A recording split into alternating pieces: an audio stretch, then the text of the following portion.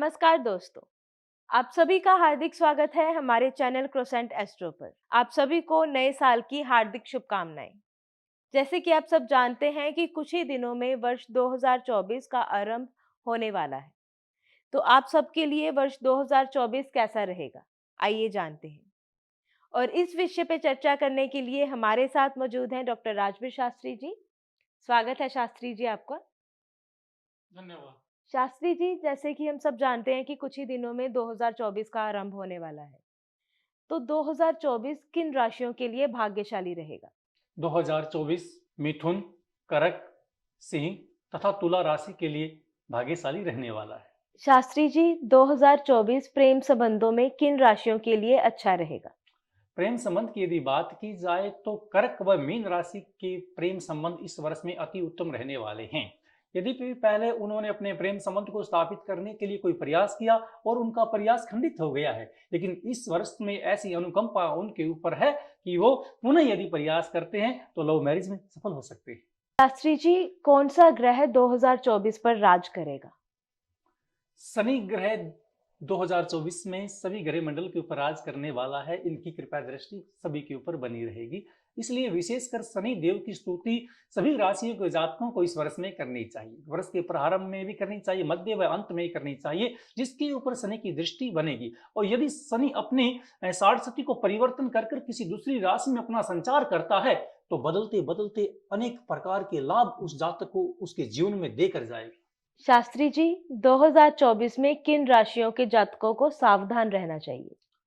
धनु व मकर राशि के जातकों को इस वर्ष में विशेष ध्यान रखना चाहिए, क्योंकि इनके साथ किसी न किसी प्रकार की दुर्घटना का संजोग बना हुआ है और काया संबंधित किसी प्रकार का रोग भी इन्हें पकड़ सकता है। इस वर्ष में इनका जो आवागमन है किसी डॉक्टर से संबंधित कार्य में ज्यादा है, इसलिए ये अपने स्वास्थ्य का ध्यान रखें और समय अनुसार अपनी कुंडली को किसी विद्वान ब्राह्मण से दिखवाकर उसका उपाय करना चाहिए। तब ये आने वाली अनेकों समस्याएं से बच सकते हैं।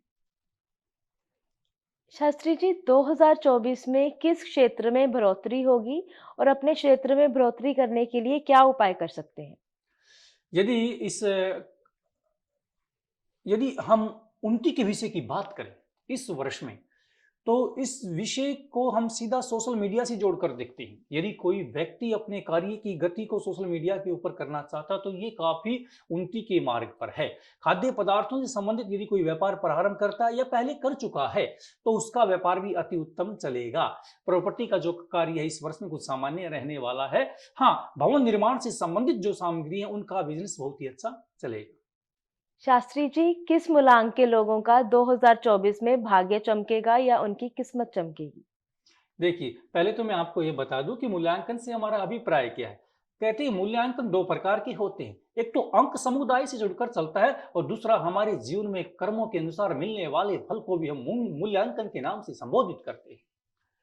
सर्वप्रथम तो सर्व सृष्टि का जो नियम है कर्मों के अधीन है। यदि कोई जातक कर्म ही नहीं करेगा तो उसका किसी प्रकार भी कल्याण होना संभव नहीं है।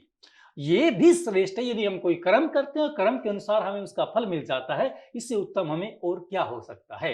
इसलिए व्यक्ति को पुरुषार्थ हमेशा करना चाहिए। इसलिए इस वर्ष में यदि किसी के लिए लकी मूल्यांकन 7 है, 8 है और 5 है, ये उनके लिए विशेष लाभदायक रहने वाला है तथा उनका भाग्य चमकने वाला है। अनावश्यक बिना सोचे अचानक कहीं से धन की प्राप्ति हो सकती है और यदि वो अपने घर के भवन में और या नौकरी में भी परिवर्तन करना चाहते हैं तो इस अंक के व्यक्ति अति शीघ्र किसी उत्तम नौकरी को भी प्राप्त कर सकते हैं। तथा इस वर्ष में यदि वो पहले से ही गवर्नमेंट नौकरी में कार्य करते हैं, किसी छोटे पद पे हैं, तो अपनी शिक्षा के माध्यम से उच्च पद पर जा सकते हैं अर्थात अपने पद को बढ़ा सकते हैं। सरकारी नौकरी के अच्छे योग इन मूल्यांकनों के साथ में जुड़े रहेंगे। इसलिए किसी प्रकार की शंका नहीं करनी चाहिए। अपने मूल्यांकन को लक्की मानकर, अपने अंक को अपना विशेष मानकर उस अंक की वस्तु को, उस चिन्ह को, उस दिनांक को, उस डेट को अपने साथ ध्यान रखें और फिर देखें किस प्रकार से आपके जीवन में वो फलीभूत होता है। उस दिनांक को जो आपके अनुरूप है, जो आपके लकी, जिस प्रकार से किसी के लिए 9 नंबर हमने लकी बता दिया है और वो इस वर्ष में 9 तारीख को किसी कार्य को शुरू करता है, कोई गाड़ी लेता है, कोई पशु लेता है या अपनी किसी वस्तु का वो क्रय विक्रय करता है। जिस प्रकार कोई किसान भाई अपनी फसल को बेचना चाहता है और वो 9 तारीख के दिन मंडी में जाता है, तो और दिनों को छोड़कर उस दिन उसकी फसल का भाव अति उत्तम लगेगा। इसलिए ये मूल्यांकन जो हमारा लकी अंक है, वो हमारे लिए श्रेयकर है, कल्याणकारी है, लकी है। शास्त्री जी, वर्ष 2024 में अपनी ज़िंदगी को आनंदमय बनाने के लिए और अपनी ज़िंदगी में शांति बनाए रखने के लिए हमें कौन-कौन से उपाय करने चाहिए?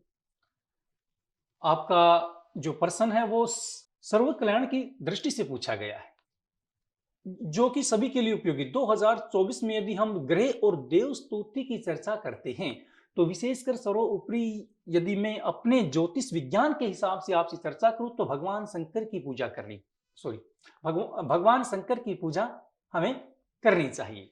और विशेषकर यदि ग्रह मंडल की चर्चा करते हैं, जहां पर हम 9 ग्रह को विराजमान करते हैं, तो ग्रह मंडल में बृहस्पति गुरु के साथ साथ हमें शनि को विशेष स्थान देना चाहिए। और सप्ताह में शनिवार के दिन इन जातकों को शनि मंदिर में जाकर या पीपल के वृक्ष के नीचे जाकर उड़द की दाल दान करनी चाहिए, सरसों के तेल का दीप प्रज्वलित करना चाहिए। इस प्रकार के जो उपाय करते हैं वो प्रत्येक जातक, वहां कोई कुंडली विशेष नहीं है और ये भी सुनिश्चित नहीं कि इस राशि को ये करना है, इसको नहीं करना है। प्रत्येक राशि का 12 राशियों में जन्म लेने वाला जातक इस कार्य को करता है तो उसका निश्चित ही भला होगा, उसका कल्याण होगा।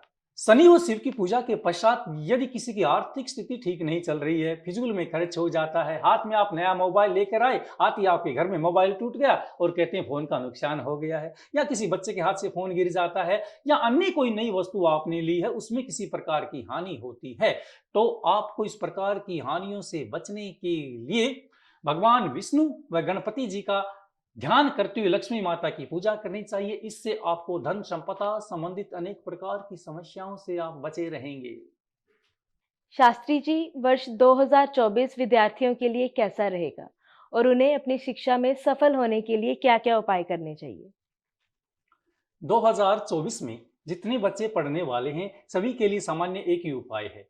शिक्षा का बिंदु देखा जाए तो इसमें नई शिक्षा के अनुरूप बच्चों का परिवर्तन होगा और उनके लिए एक नया चैलेंज सामने आने वाला है। जो बच्चा इस परीक्षा निधि के अंदर प्रवेश कर कर मेहनत करेगा, उसका स्टार, उसका भविष्य, उसका भाग्य अवश्य चमकेगा।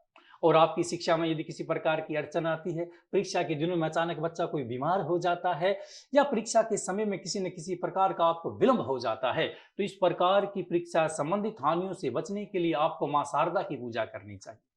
शारदा का मंत्र का जप करना चाहिए। यदि बच्चा का मन किसी वक्त फ्री होता है या प्रातःकाल आप उठते हो, तो या देवी सर्वभूतेषु विद्या रूपेण संस्थिता नमस्तस्यै नमस्तस्यै नमस्तस्यै नमो नमः, इस मंत्र का आप जाप कर सकते हैं। यदि यह मंत्र आपको याद ना रहे तो आप एक बीज मंत्र का जाप कर सकते हैं, जो आपके मन में निरंतर अंतर मन में मनन होना चाहिए। मंत्र का अभिप्राय होता है मनन, जो मन से जो बात बोली जाती है वो मंत्र है। वो जरूरी नहीं कि हमने मंत्र को गाकर ही सुनाना है, तो बच्चे अपने मन में उस मंत्र का उच्चारण कर सकते हैं। जिस भांति से श्री सरस्वती ही नमः, श्री सरस्वती ही नमः नमस्कार योग में चतुर्थी विभक्ति का प्रयोग किया जाता है, तो माता को चतुर्थी विभक्ति के अंतर्गत रखते हुए श्री सरस्वती ही नमः इस मंत्र का जाप में करना चाहिए। इससे जिस बच्चे की बुद्धि में विस्मृति हो जाती है,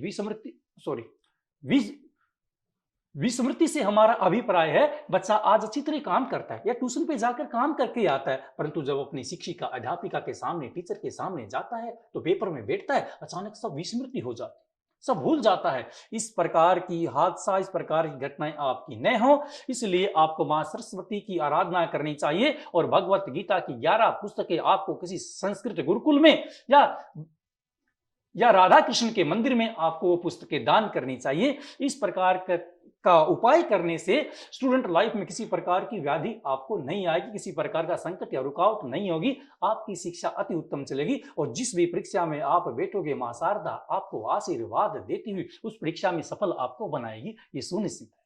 शास्त्री जी, आज आपने हमें और हमारे दर्शकों को वर्ष 2024 के बारे में ढेर सारी जानकारी दी। इसके लिए हम आपके बहुत-बहुत आभारी हैं। अभिवादन करते हैं आपका। आज हमने वर्ष 2024 के बारे में चर्चा की। मेरी यही कामना है कि 2024 आप सबके लिए आनंदमय रहे। उम्मीद है हमारे दर्शकों को आज का हमारा कार्यक्रम बेहद पसंद आया होगा और उनको ढेर सारी जानकारी मिली होगी। ऐसी ही और जानकारी के लिए आप बने रहिए हमारे साथ क्रोसेंट एस्ट्रो पर। आज का कार्यक्रम आपको कैसा लगा हमें कमेंट बॉक्स में जरूर बताएं। आप सभी को क्रोसेंट एस्ट्रो की तरफ से नए साल की हार्दिक शुभकामनाएं। धन्यवाद।